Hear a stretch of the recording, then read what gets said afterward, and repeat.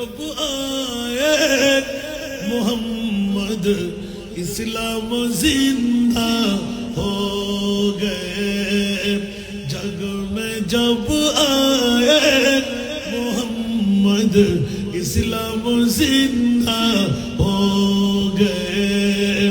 भूतों ने सब कलमा पढ़ा, भूतों ने सब कलमा पढ़ा, काफिर मुसलमान हो गए।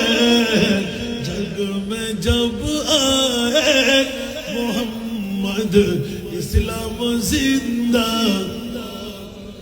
যারা আসলেন, যারা আসতে পারেনি ওদের পুরা কপাল, যারা আসলেন বড় কপাল।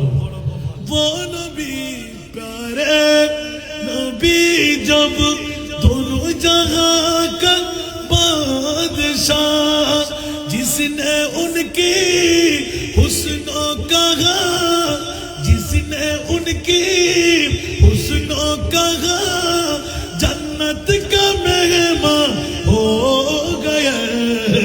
जग में जब आए मोहम्मद इस्लाम जिंदा।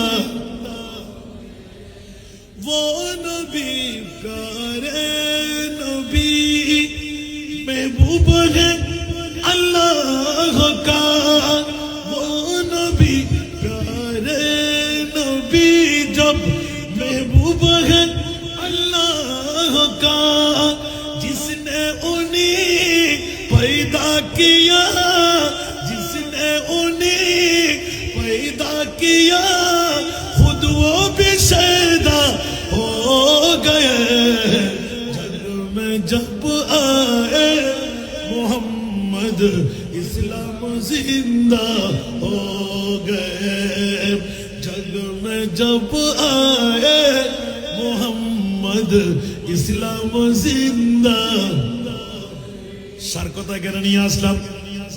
ওয়াইসুল কারণী অর্ধেক উম্মতের গুনাহ ক্ষমা করায় সিজদা থেকে উঠে চিৎকার দিলেন, এই মাওলা আলী, এই ওমর ইবনে খাত্তাব, আপনার তো সাহাবী রাসূল, পারলাম না আমি ওয়াইসুল কারণী ঠকে গেলাম।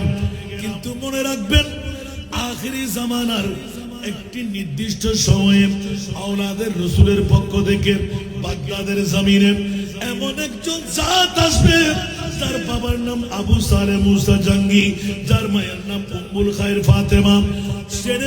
শুনে রাখুন আমি ওয়াইসুল কারণী অর্ধেক উম্মতের গুনাহ ক্ষমা করাইলাম। আর এমন রিয়াজত মুশাহিদা আমার আব্দুল কাদেরের হাতে থাকবে, যার পাওয়ার এত চলবে। আমার মুরিদ মাওলা অর্ধেক উম্মত বাকি গুনাহ আমার আব্দুল কাদের জিলানী ক্ষমা করায় নেবে। উচ্চ আওয়াজ দিয়ে বলবেন না সুবহানাল্লাহ। বাস্তব বাবারা, সময় একদম সংকীর্ণ, আমরা কম হলেও গম, ঠিক না? আশারের নামাজের পরে অনেক মানুষ আসবে, ঠিক না? মাগরিবের নামাজের পরে এত মানুষ আমি আশাও করতে পারিনি।